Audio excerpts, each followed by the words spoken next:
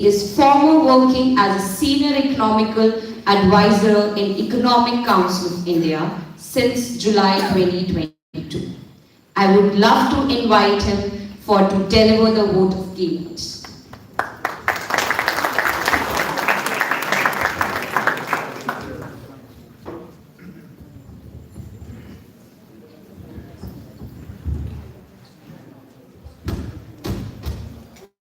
Thank you so much. Am I audible?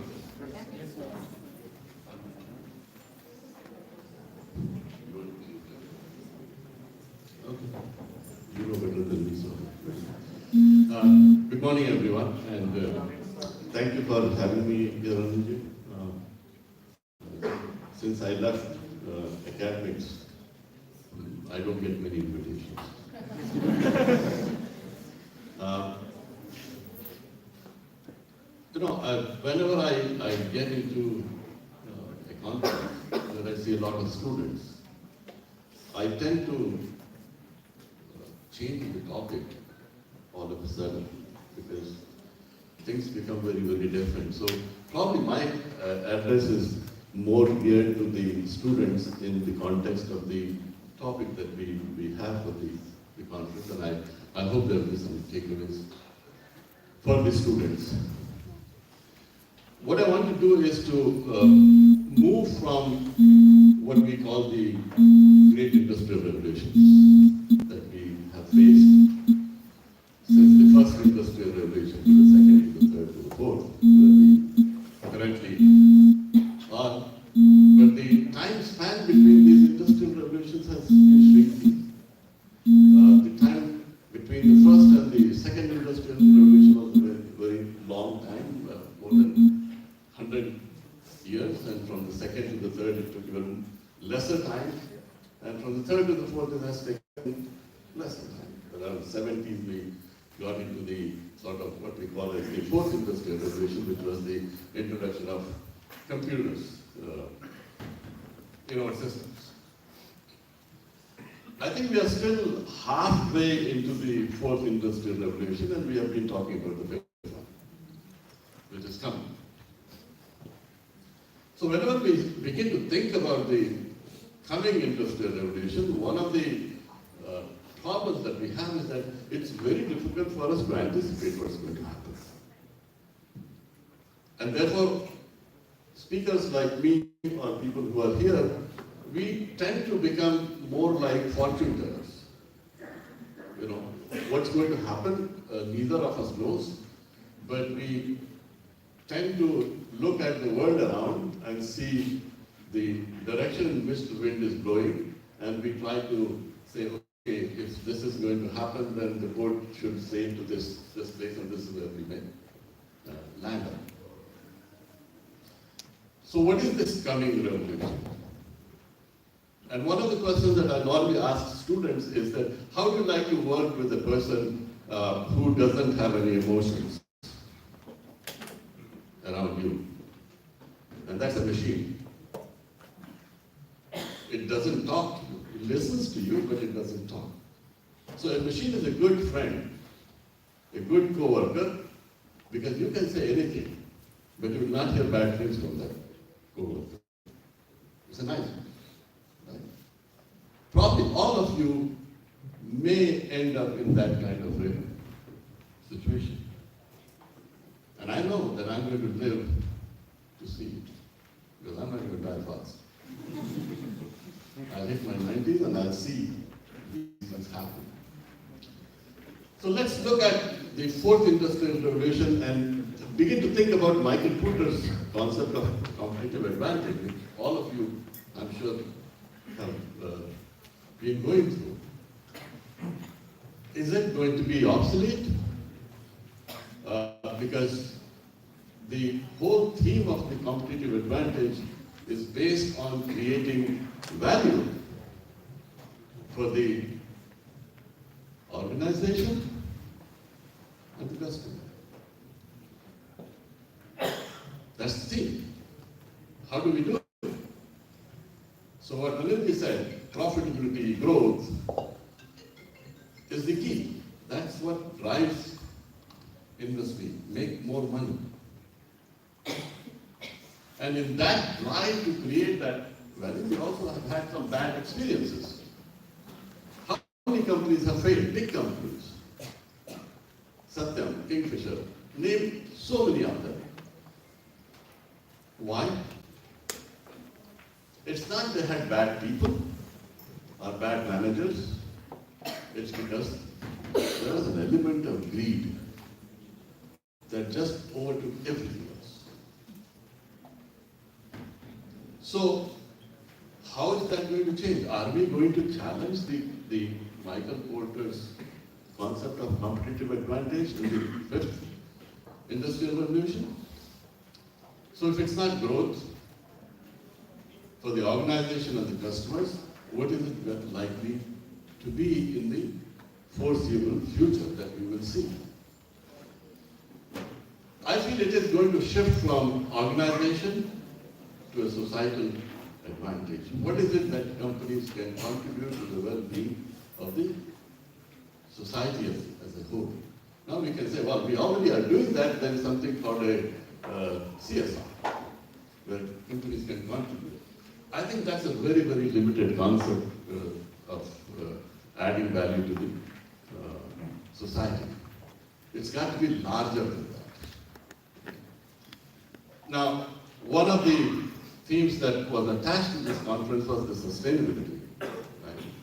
So, if we have to move towards that direction of sustainability, then obviously we are not talking only about reducing the negative impact of industry on society, but adding a greater value to the positive impacts that industry can have on society. That's where we have to be heading. So it's not about creating a welfare state. It's about creating a state of well-being for everyone. And the shift from a customer to employees, the people of the organization, is very, very critical. And I'm sure that most of you students who will go into the industry, you find, and especially in India, it happens more than it happens in other places. So you ask a young student who goes into the industry and say, well, so what's your working hour? And there are no working hours. It could be 12 hours, 14 hours, 16 hours. And it is drilled into your mind that the more you work, the better things are going to be. Yes, but in a certain area. But remember that if you are going to work for 15 and 16 hours, or if the industry requires you to work for 15, 16 hours a day, there is something that you are going to give up. You may give up your health, you may give up your family life, you may give up taking care of your parents. And these are things that have a major impact on how society is going to be. Great employees are those employees who have a very happy family life. Because if you do not have a great family life, you will bring that stress to your work. So we have to think whether this is going to shift. And I believe that the fifth industrial revolution is going to bring about a major change in how employees are going to be asked to work and contribute to because the well-being of the employee becomes very, very relevant in those contexts. And we have to be aware of that. The second thing that we also have to look at is that can we make everything human-centric? Ananjit used that word, human-centric. Will organizations become human-centric? And when I talk about human-centric, I'm not talking only about the employees, but the positive impact that industry will have in its way that it works has to be human-centric all over in every aspect.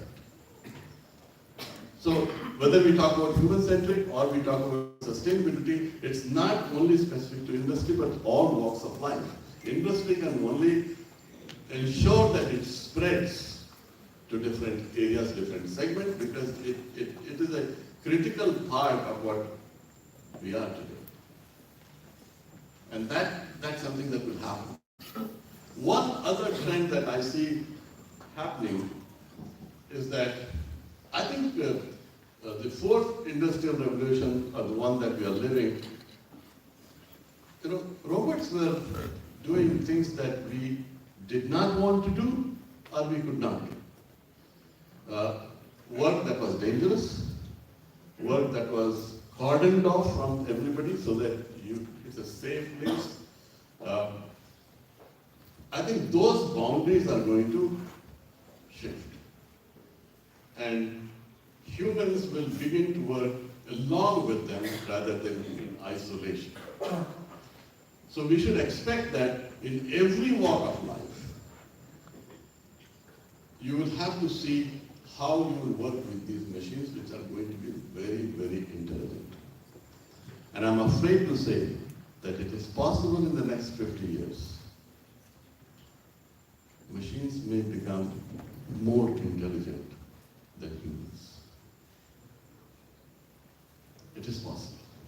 And there is a lot of work happening in that area where we will be able to design and implement systems which will be able to think like what we think. One advantage of those machines, or a disadvantage, it depends on how you look at it, is they are perfect in what they do. They have precision.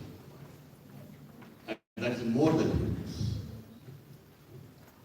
So they don't make too many errors, as what we call as human error, because it assimilates so much information and then makes a decision. It's a decision-making process in there.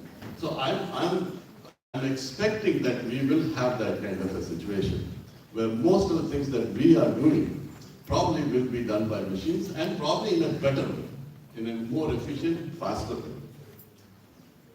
Then the question that is for the students, what are you going to do?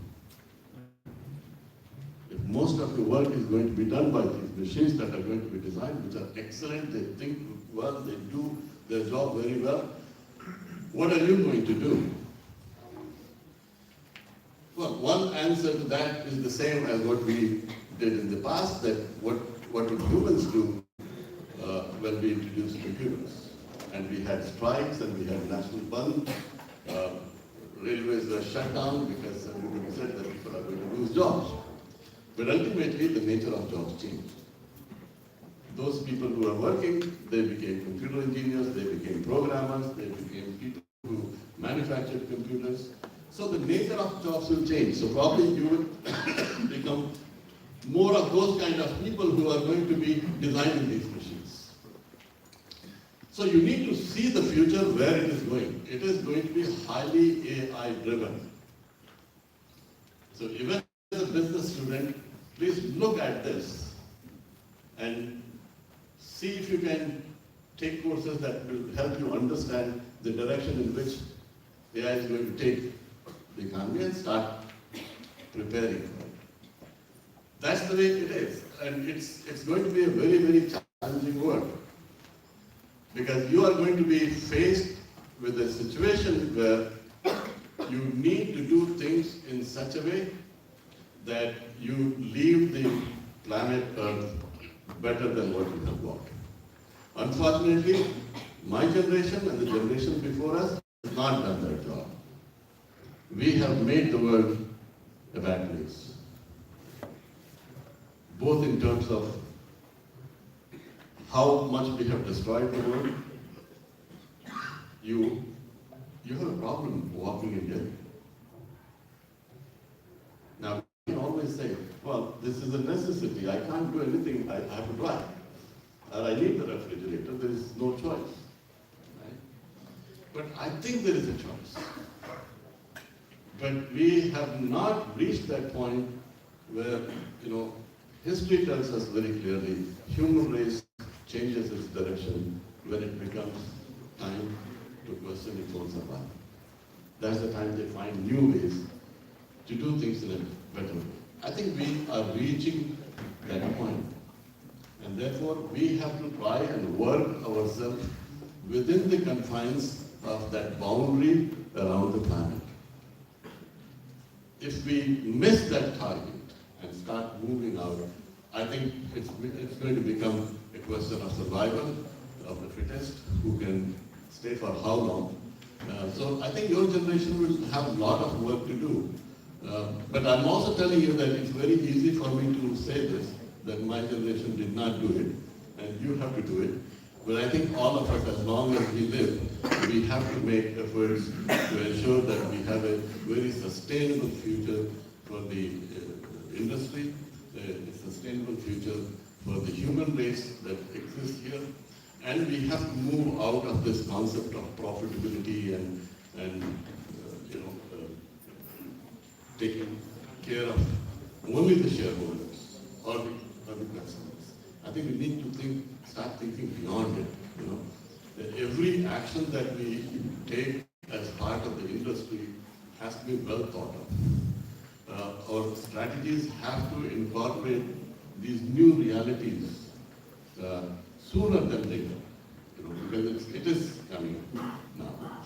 I think next 10 years is going to reshape the whole production process. It's going to reshape the way that industry is going to operate, and new elements are going to come into it, and new people are going to be the ones who will be driving those. So, you have a lot of work to do, and a lot of effort has to be made. I wish you all the best.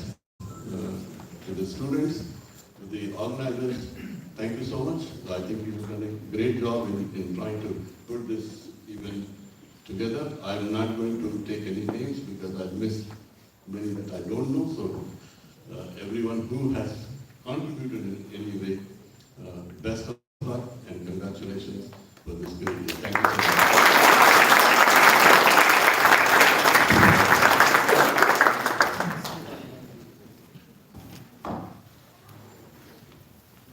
Thank you, sir, for your great guidance. Your valuable insights have indeed set the tone of ensuing discussion during this conference. Now, ladies and gentlemen, we have among us a distinguished guest of honor, Dr. Vishal Talwar. Dr. Vishal Talwar is a director, IMT Ghaziabad. Prior to this, Dr. Talwar was a dean at School of Management and director, Innovation and Entrepreneurship at BMN Punjab University. Previously, Dr. Talwar was assistant dean of EMBA and BBA program and head of campus at SP Jain, Mumbai. Prior to this, he was based in UK and had worked at the Henley Business School and the Department of Management at the London School of Economics. Now, I would like to invite Dr. Vishal Talwar to share his keynote addresses.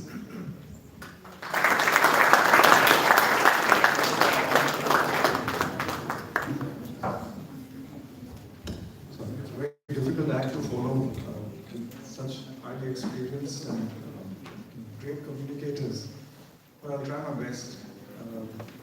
My apologies, I don't live very far from your campus, but I'm the last one coming to the stage. My apologies for that. Of course, I travel about 130 kilometers up and down to Ghaziabad, but my apologies. So I think, obviously, it is important for us to understand certain aspects which we're all as business schools going through. And while I was kind of thinking about, okay, what do I need to say today to an audience which believes that they know everything, isn't it? I think, isn't it true? So I suddenly, I guess a superior force has some way of kind of bringing up some content for myself. So I suddenly saw this, I think on LinkedIn, and it was a cartoon essentially, and it was basically, the cartoon was saying, the world is obviously over, but it was amazing shareholder value that we created while it lasted. Right? So I think the context of your conference today, and I congratulate you for that, is very apt. And this whole idea which we as business schools, management institutions, higher education institutions have been contributing a great deal, both from a positive standpoint, but as well as from, let's say, some constraints or some things, or something that we shouldn't have necessarily propagated as much as we possibly did. Now, we all know that business schools are largely measured on their ability to do great things, and they all end up at placements, don't they? Right? So you live by the sword every year, you get your placements, you get whatever else, and then media reports on 1 crore salaries and 2 crores and 3 crores right on the news, right? And of course, in the process, you start thinking, okay, whether it's directors, whether it's leaders, whether it's whatever else, is this what we were cut out to do when we started off as Prabandh institutions or whatever institutions, let's say 50s and 60s? If you look at, let's say, SLRI set up shop in 1948 or thereabouts. Okay, so we've been around for a long time. And what was the purpose at that time? What was the purpose? The purpose obviously was social benefit optimization, or this whole idea that we exist to be able to solve problems that affect a large populace, a large number of people, not necessarily solve problems, very immediate problems which are more around, let's say, packages or whatever else, for a small amount of people. Of course, we all as business schools have done a great job in that way. Right?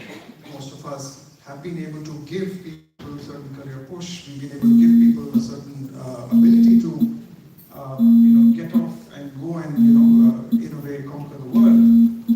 But what are we missing in the process? Right? And all of a sudden in the last few years, because of various things, it doesn't have to be just COVID, there are many tailwinds and headwinds that are currently in operation. Now that could be on the macro environment, that could be a function of, let's say, the education policy, that could be a function of what Sir was talking about as far as AI is concerned or industrial revolution is concerned.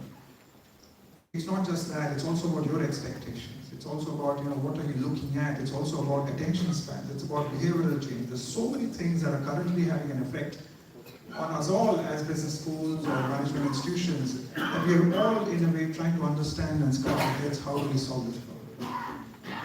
To give you an example, new education policy. Right? They want us all to be multidisciplinary. They want us all to be much bigger than what we currently are. Right? Because at the end of the day, what are they trying to solve? They're trying to solve this issue that a lot of people who should be in undergrad education are not in undergrad education. We currently are operating at a GER of about 26%, which means the people who are eligible for undergrad education in the country, only 26% do an undergraduate course. Now, for a nation which is trying to make sure that they secure the futures of 1.4 plus billion people, I think that's quite less. So automatically the government has a certain objective. The government will not be able to create double the number of universities or double the number of business schools, so they have to be able to ensure that all of us who've been essentially doing decent work with 400, 500, 600 people are nudged in the direction of becoming much bigger, because obviously at the end of the day, we already have a proven model, we already are able to generate a certain level of appreciation through career development or whatever else, but then we need to start operating at scale. Right? We need to start ensuring that we become much bigger than what we are, and that's something which at times, while it is something that we all would like to do, but there are obviously challenges as we go forward. How do you achieve scale? It's like a startup, right? A startup is all good, all the founders get along with each other as long as you are, in a small space. But as soon as you start becoming bigger, more money comes in from venture capitalists or private equity investors, and there you go. All of a sudden things completely change. Scale becomes an issue. Scale requires different organization structure. Scale requires a lot more, good faculty to come in. A lot of those challenges are there. And then you of course have what Sir was talking about is the industrial revolution, right? So whether it's 4.0, whether it's 5.0, it is there. What's happening there is very simple. We know mass personalization is taking place. We know that till the, let's say, Industry 4.0, robots were created, automation happened. Industry 5.0, these robots don't need us anymore to start talking to each other, which means collaborative robotics is now in the picture, right? So essentially our ability to be dominant is kind of, in a way, ebbing away. Okay? What do we do in such a scenario? A country which has 5 million people can make certain processes and certain impact and ensure that universal basic income happens and everybody lives peacefully even though you work for 3 days. love to work for 3 days in a week, isn't it? Anybody would not love to work 3 days a week? They would all love to work only 3 days a week. But imagine a country of 1.4 billion, right? How do you bring in this whole idea of universal basic income, right? What that basically means is that you have to now ensure that you are looking at what Society 5.0 looks like. What does Society 5.0 look like? Any ideas? Anyone? You guys are all bright young minds, completely attentive today. So what does Industry 5.0 look like and how will it impact you? Anyone? You want it to be more sustainable or will it be more sustainable? On its own? Anybody else? Yes, sir. Society 5.0 would be more things be personalized according to the consumer needs, and it should be more with the environment mindset. What we want and what the industry is providing should align with the environment. Okay. And are we doing that? To an extent now we are trying to, because we have seen our mistakes what we have did, so we are trying to do things in the right way. Okay. Obviously we made a start. So if I give you an idea of what Society 5.0 looks like, remember there is changes in governance, there's changes in your own identity, right? Your own identity is not yours anymore, right? And at the same time, this whole concept of nation and nation boundaries, that by itself is under a bit of a challenge or whatever you would like to call it. So there are many aspects that you will have to understand and look at, but by and large, what will happen is it will be a work polarization, right? Which means that there will be people who will be required at the high value element, right? So a lot of highly value oriented, skill oriented people on the one side of the continuum, and on the other side of the continuum you'll have people who are obviously lower skilled. A large swath of the middle population, right? Okay skilled, medium level skilled, or whatever. A lot of them will be under a lot of burden in terms of the automation or whatever. Okay? And those are things that we'll all have to be mindful. What does Society 5.0 look like? How does a management institution or higher education institution ensure that the people who are coming across to them are being enabled in that zone of high skill? How do we do that? That's something that we have to understand. At the same time, how do we ensure that the middle population, and I would imagine most countries anywhere in the world, most stratas anywhere in the world will always have a large middle population which will be under a bit of a burden. You as leaders will have to now start thinking, not just for yourselves, but have to start thinking for the others as well. This middle swath, even the, let's say the low skill swath is where you've got to start thinking. I would assume that you're looking at yourselves in that bracket of highly valued skills. You're looking at yourself. Are you? Is the other intention behavior gap here? You've got to start addressing. Okay? Of course, now coming back to the theme of, let's say, research. A lot of the research that we're currently doing, and there's no harm in accepting it, is research for the sake of research. Okay? Obviously, you hear every day, okay, this institution published these many papers, that institution published those many papers, but try to understand whether a lot of those papers are having much of an impact. Okay? And it's nobody's fault. It's nobody's fault, right? But essentially what happens is it's about expectation on all sides. Okay, these are things that, researchers themselves have to try and start understanding. I'm glad that a lot of people are now starting to have this conversation. Where is our research leading to? Is it making any impact? What's the impact that we're creating through research? There is, currently, we're obviously looking at, let's say, volume as well as quality. We're looking at quantity as well as quality in a context, in a developing context or emerging context like India. But there are other parts of the world where they have started looking at impact as the only measure of your research, irrespective of whether it's an A star or whether it's an A, B, doesn't really matter. Impact matters as much or maybe more. Being someone who's in peer review teams of international accreditations, you realize that there are different parts of the world where you started moving a little bit more on, okay, your research may not necessarily be in a FT50, but what impact have you been able to create on the ground? So my urge to a lot of the researchers out there is to start looking at this, taking a back seat a little bit, reflecting on what we actually are doing, and doing research which helps in gaining something out of it. Okay, these are things that I just want to leave behind. I don't want to keep it morose, okay? But I think these are some points that I just wanted to share. My question to business schools as a whole is that are we right now in a state where we can address a lot of these problems going forward? Have we kind of pushed ourselves into a corner and we're just looking at certain narrow parameters of being or excelling out there? Okay, so the urge is not just to you, it's not just to researchers, not just to students, not just to faculty, but us all to look at a more co-creative way of looking at things as we go forward. We might all have certain divisions, departments, certain faculties, certain centers of excellence, right? But is that effort enough to be able to look at and address the problems that the world is currently facing? More urgency is required in being able to collaborate around these issues. Just like we talk about co-creative ways of doing research. We do that, right? You have authors from across the world who are actually collaborating with each other.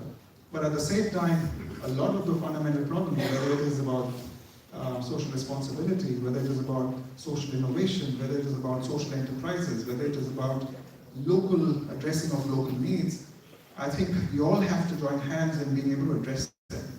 Because I'm sure we are doing a little bit of delta change, but is that something which is going to help us impact a larger populace is what we all have to start thinking about. So thank you very much for inviting me today. Such a pleasure being here.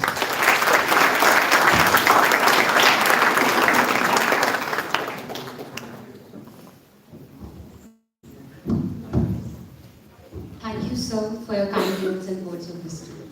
Ladies and gentlemen, we are blessed to have our chief guest, Dr. Rishikesh P. Krishnan, Director, Indian Institute of Management, Bangalore. Professor Krishnan is Director and Professor of Strategy at IIM Bangalore. He brings a wealth of experience and expertise to the field of strategy and innovation, with a background that includes leadership roles at IIM Indore and in innovation, leadership and entrepreneurship at Bangalore. He has been recognized as one of the most influential management thinkers in India according to the Thinkers 50 list. Educated at prestigious universities like IIT Kanpur, Stanford University and IIM Ahmedabad, Professor Krishnan has authored 2 notable books, 8 Steps to Innovation, Going from Jugaad to Excellence, and From Jugaad to Systematic Innovation, The Challenges for India. His co-authored work received the Best Book Award for 2013 and 14 from the Indian Society for Training and Development Beyond Academics. Professor Krishnan has extensive corporate board and advisory experiences, currently serving on the board of National Payment Corporation of India, Wheel India Limited, and the Higher Education Financial Agency. He has actively contributed to committees established by Government of India and advisory. Association focused on fostering information in the country. Notably, he played a key role in the expert committee that proposed a data protection framework in India in 2017 and 18, under the chairmanship of Justice B.N. Sri Krishnan. Professor Krishnan's involvement extends to the startup ecosystem, having co-founded one startup and served as the CEO of another. He has been a jury member for the Economic Times Startup Awards and is presently on the advisory board of Your Nest Investment Advisories.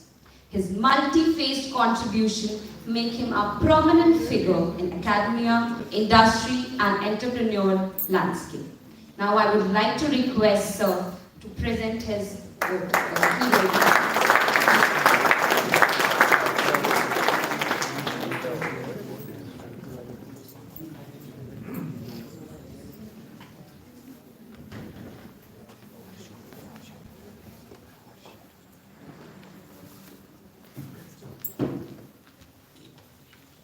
Yeah, very good morning to all of you. I'm very happy to be here with you this morning. I'd like to compliment Anil and everyone else who is part of SOIL and the School of Business Design for the excellent work you have done over the last many years, and best wishes to all of you for continuing this in the same tradition. Let me also congratulate you on organizing this conference, because I think the theme is very well chosen. And there are several interesting dimensions we could go into in discussing this theme. So let me just rewind a bit. Now, we often think that design thinking is something new. But if you go back and look into history, you will find that many of the principles of design thinking were around for a long time. The only thing is we didn't give it this nice name called design thinking. So it's a good thing that it's finally all come together under this particular framework. I remember the first time I sort of consciously thought of design thinking was when I read a very interesting story in a book on Procter & Gamble many years ago. So P&G, as you all know, is basically consumer goods company. And one of the important markets for P&G is Mexico. They were trying to sell a fabric whitener in Mexico, but for some reason it wasn't selling well. And they were really surprised because people in Mexico take a lot of pride in their clothes, and many of them, of course, do wear white clothes as well. And given that, they thought this really should sell very well, and they were surprised. So then they realized, it's not good enough to just wonder why this is happening. Maybe we need to go and look at the way people live and the way they wash clothes and so on. Maybe that will give us a better insight into why this fabric whitener is not selling. So that's exactly what they did. They followed some customers home, they spent time in their lives, and they realized something very simple. What they realized was that every day, largely the women who were taking care of most of the washing activity had to walk long distance to collect water to wash the clothes, as often happens in parts of India as well. And this particular fabric whitener which they had created needed lots of water because once it had been put into the fabric wash or mix to be removed completely, they needed to use a lot of water. And that simply wasn't practical because it wasn't possible for them to collect so much water for every load of washing that they would do. So this simple insight, just spending a little while with the people who are washing clothes and looking at their day-to-day practices, made the P&G team realize that this is not going to work. And then of course, luckily they used this insight, they redesigned the whitener in such a way that it could be used with much less water. And yes, of course, it became quite successful. I also remember we used to have a nice video which we used often in the class, which talked about designing a shopping cart. Some of you might have seen it, I think it's available on YouTube. And this very famous design firm, IDEO, was involved in making that video. And it brought to life how really immersing yourself in the lives of customers makes a huge difference to solving any problem and trying to come up with an ideal product or design. But as I was telling you, even if you go back 40 years, you will find out that a lot of people were using these principles. They were looking at immersion, they were looking at empathy, they were looking at the need to first diverge and then converge later. They were realizing the importance of reframing a problem to solving it better. Of course, looking at prototype and many of the other important fundas that go into essentially practicing design thinking. In India, design thinking in its current form took a little while to manifest itself.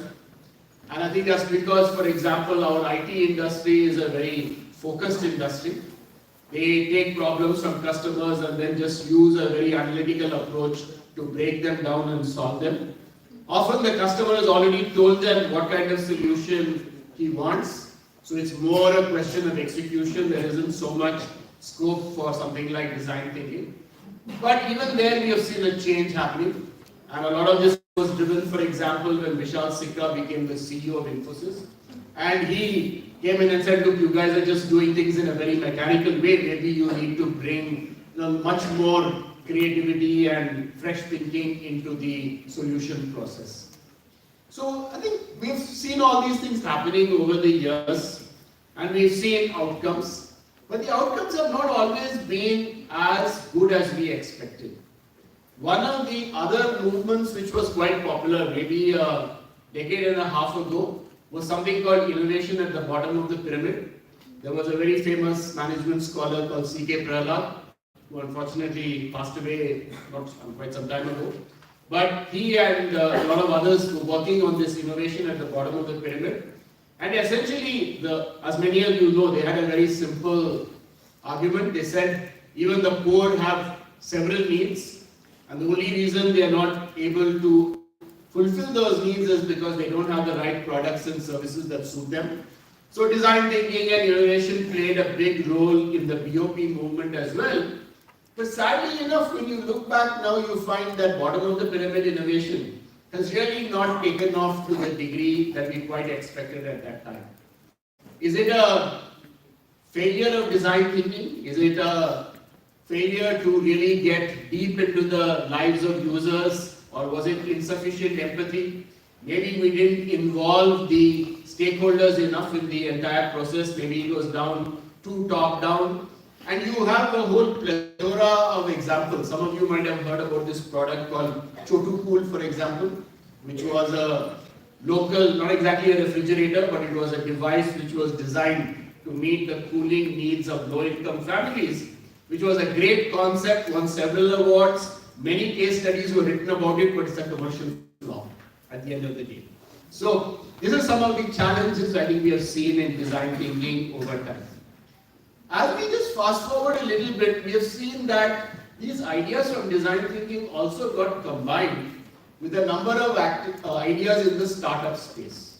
Many of you might have heard about the lean startup movement. You would have heard about the need to create a minimum viable product, to pivot when your MVP isn't successful and things like that. So this is of course another stream which has got in a way integrated with design thinking to create a more comprehensive framework to set up and run your startup. Another stream which has become important and has in a way complemented all of this is the whole field of behavioral economics, which I'm sure many of you are familiar with. And today many companies use behavioral economics to drive their business. For example, there's this very famous ride-hailing company in the US called Lyft, and they had a very simple problem. The problem they faced was they had a large number of drivers available during the week, but often they had a shortage of cars and drivers at the peak time, which was Friday evening or Friday night. So one of the problems they were facing is how do we get drivers to shift so that they are more available at the time when demand is at its peak. And they use behavioral economics very cleverly to make that kind of a shift happen. So we seem to have a certain toolkit that has developed over time, but this leads to another question. How relevant is all of this today? Is this toolkit that we have, is it enough? Is it going to solve the problems that we have on hand? And I must thank both my earlier speakers for setting the context very well, because they've sort of already given you a little clue of what the problems are and how difficult they are to solve. One thing we know, of course, is that data and AI have become quite significant. In fact, to such a degree that many people are asking, do you still need to go and live along with your customers? Maybe you can just use the data to find out what they need. So if you look at a company, for example, you look at a company like Bajaj Finserv, which is one of the leading providers of consumer loans in India. The way they run their business is a completely data-driven business. They, of course, have issued many cards of their own, so they have the opportunity to observe the spending and credit behavior of customers. In addition, they are able to access data from third-party bureaus, which gives them a more complete picture of each customer. And based on that, they are able to take a decision on what kind of loan to give, or even how to structure the loan. So this would suggest that maybe in a data and AI world, this whole design thinking thing, is it kind of overhyped? Is it still relevant? So I think the good news is it's still relevant, because what we are finding, and a good example of this is not in consumer lending, but in something like B2B kind of situation. For example, there are many online companies or digital companies which came up with this concept that we will give loans to companies based on various parameters that are very different from what the banks customarily use. For example, we look at the GST returns, we look at social media, we look at whatever other data is available, and then we'll make loans available. And some of those companies, even with all these complex and very sophisticated algorithms, have not been so successful or are not as successful as they would have liked. And I suspect the reason they have not been as successful is because ultimately there are limits to what you can do with data. You certainly need to get out there and understand for yourself what drives all these customers, what are the risks you are facing, and how can you design a better business model that will enable you to be more successful in that business. But at the same time, and I think building on what our earlier speakers said, there are some rather wicked problems today where I'm not sure that design thinking will be adequate. There was a mention of climate change and sustainability and related issues, and clearly their approach which looks at one problem in isolation or tries to apply design thinking in a limited domain may have limited success. Because those wicked problems are highly connected. I mean, I'm sure you've all been watching the images and videos coming out from the very bad floods we saw in Chennai a few days ago. And I'm just wondering, whether design thinking by itself would have solved those problems. Of course, it might have helped in certain local contexts. But these kind of wicked problems which involve climate change and devastation on a large scale perhaps need much more comprehensive system-led solutions for you to solve them. So in this context, I would just refer you to a few recent thoughts and books which you might find useful. We recently had Professor Rebecca Henderson from Harvard as our Foundation Day speaker at our Golden Jubilee Foundation Day at IIM Bangalore. And Professor Henderson has written a wonderful book called Reimagining Capitalism, which came out in the year 2020. I would really urge you all to read that book. It's not a very dry book. It's written with a lot of feeling, with a lot of passion, and the author herself is very, sort of in a way, immersed and involved with the book, and it comes out in the way she has written it. Or I would urge you to look at the writing of Mr. Arun Mehta. Arun is a person who has straddled various careers. He worked for many years in the Tata Group. He then worked in BCG. He finally retired as a member of the erstwhile Planning Commission. But he is one of our leading thought leaders in India today, and he writes a lot. He serves on our advisory board, and some of you have met him. Yeah. So I would urge you to read Arun's work, because Arun has been a great votary of the need for system solutions. So system thinking, along with a moral core, a strong purpose, a lot of the spirituality and philosophy that Anil also alluded to, all of this needs to come together with an approach like design thinking if we are to solve many of the wicked problems that we seem to be confronting today. And here I'm talking about things like climate change, I'm looking at the large-scale social polarization which we see in many parts of the world. I'm also talking about capitalism, which on the one hand seems inevitable because no other solution or no other system works that well. But clearly capitalism also has its limits and needs to work in a slightly different way if it is to be successful and to meet all our aspirations. What's also important in all of this is that many of these approaches get internalized in us in the way we work every day. We tend to think of these things in silos. You think of project management, I'll apply it here. Design thinking, I'll apply it somewhere else. And you're waiting, I find many times students ask me, which framework should I apply here? I mean, the whole point is, you need to internalize them enough so that you can integrate them and use them whenever they are appropriate. It's not a question of saying, no, I can give you this tool and therefore, it's like they say, right? If the only tool you have as a hammer, then everything looks like a nail. I mean, you have to be careful about that, right? So, the only advice I would give you all is that while you need to understand all these methods and approaches, and design thinking is certainly one of the very powerful ones, what you also need to do is to organize these all very well in your head and integrate them into the way you think and act. Because unless you do that, you really won't be able to use them in the current rather complex state of the world with any good results. So thank you very much once again for inviting me. All the best to all of you, particularly to all our adult student friends here. And I hope all of you are going to take up the challenge of addressing many of these wicked problems that I just outlined to you.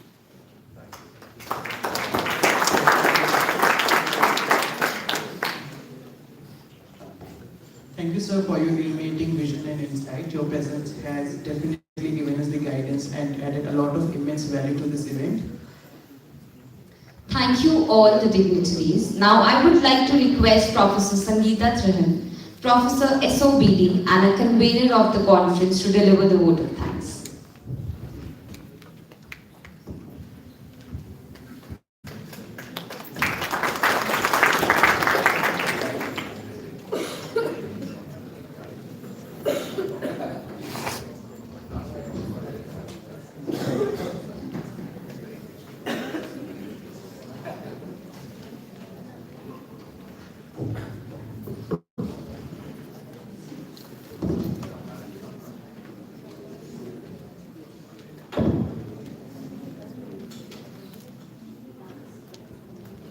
Now I would like to request our Honorable Chief Guest, Professor Krishnan, sir, to unveil the conference book of abstract and request all the dignitaries to please join in.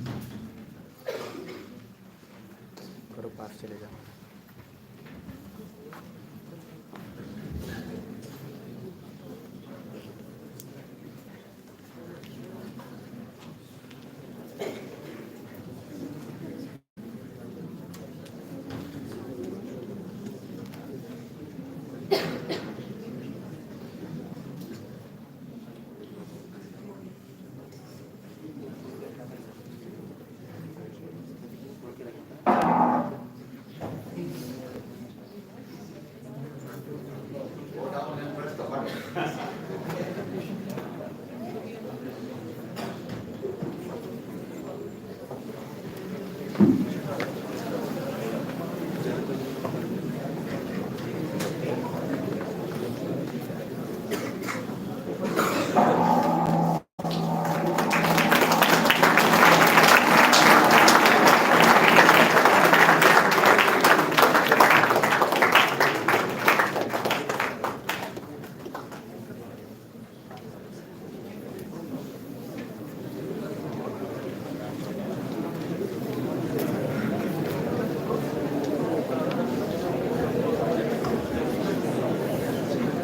Yes, students, settle down. Thank you.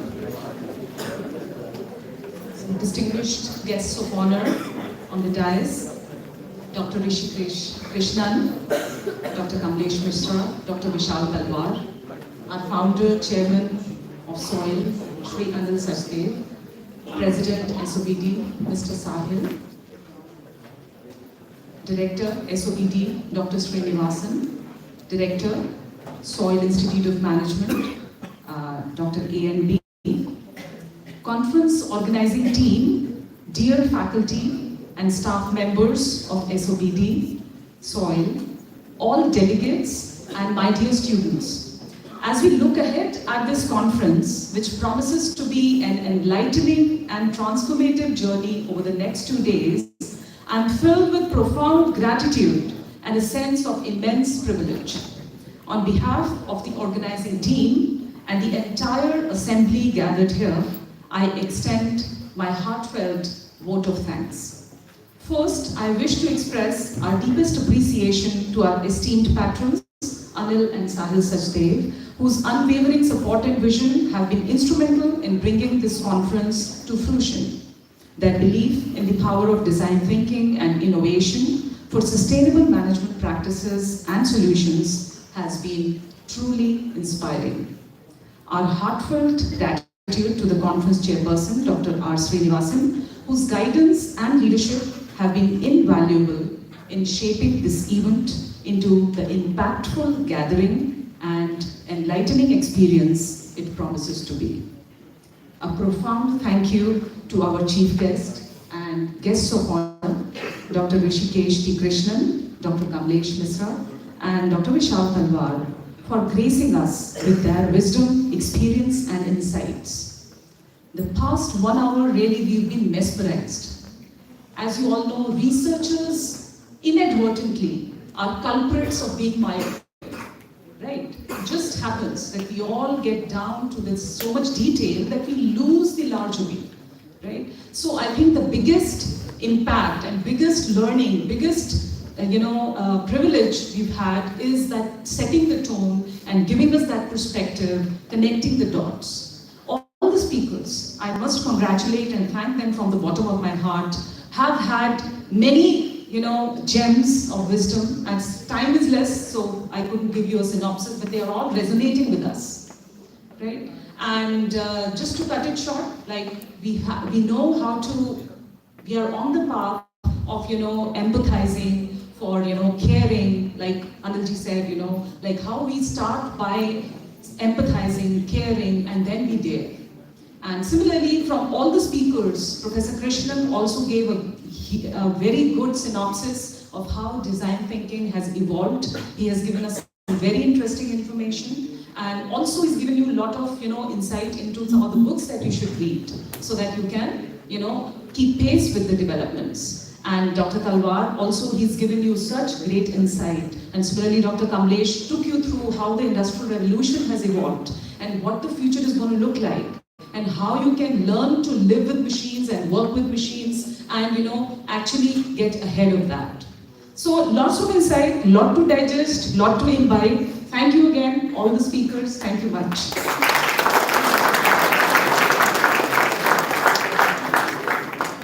To my other conveners, Dr. Samiran Jana, Professor Chandan Jha, and Dr. Vani Agarwal, your dedication and tireless efforts, they have been the bedrock of this conference. Your commitment to the vision and meticulous planning have made this event possible. Heartfelt gratitude to the entire faculty team of School of Business Design who have collaborated, mentored the student research, and supported the conference throughout in various other ways. Immense appreciation and thanks to the entire UG floor, that is our upper ground floor staff, which comprises the IT and digital learning staff, the website and media team, the finance and accounts team, and the student affairs team. You are the essential oil that lubricated our machinery. I also acknowledge the cheerful help and cooperation of the program office, the library staff, and the facilities and housekeeping team for all your timely support and facilitation. A special round of applause is owed to the entire organizing team of students at School of Business Design.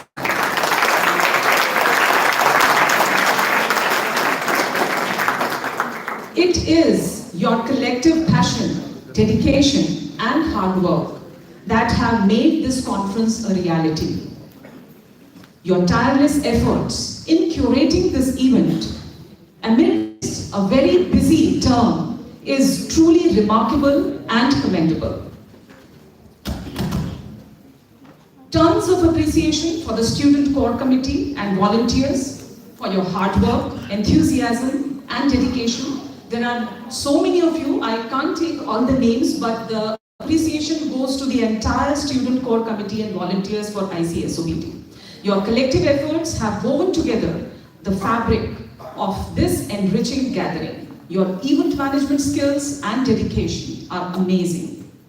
Last but not the least, to our participants and audience, our students from SOBD and our esteemed external delegates, who some of you have joined here in person and some of you will be joining virtually, of course. We are truly humbled by your presence. Your engagement and participation will be the catalyst for meaningful discussions and collaborative learning during these 2 days. The audience diversity, consisting of both SOBD students and external delegates, offers a fantastic opportunity for knowledge exchange, networking, and fostering interdisciplinary discussions as we delve into discussions on design thinking, innovation, sustainability, sustainable management practices, solutions, and advent of Industry 5.0. Let us seize this opportunity to learn, share, and inspire each other. Once again, thank you, one and all, for gracing this occasion. With your presence and enthusiasm, let us embark on this journey of discovery and exploration together. Thank you.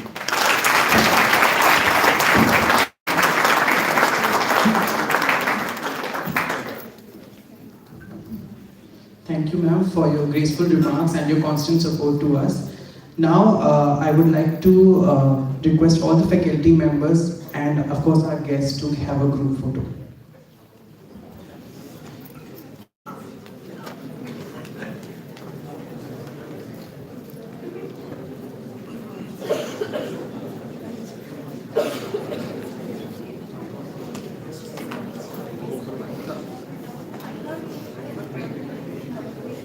Just after this photo, I would also like to request all the coordinator, student coordinator to please assemble for the next photo after this.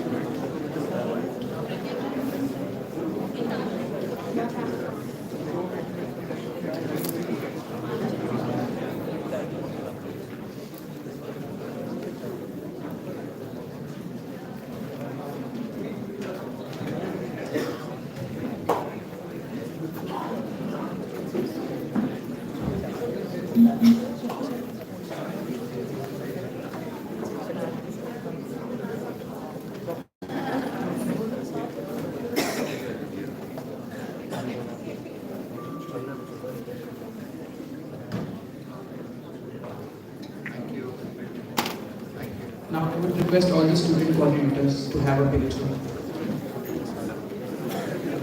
Student coordinators and then represent.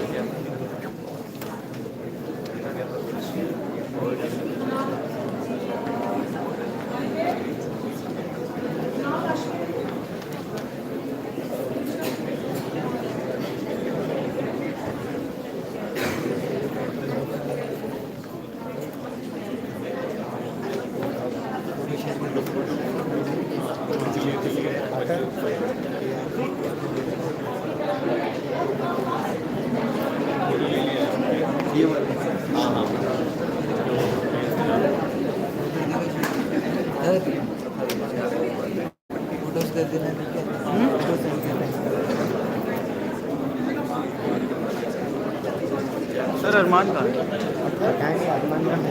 अरे sir videos निकालनी थी हाँ भाई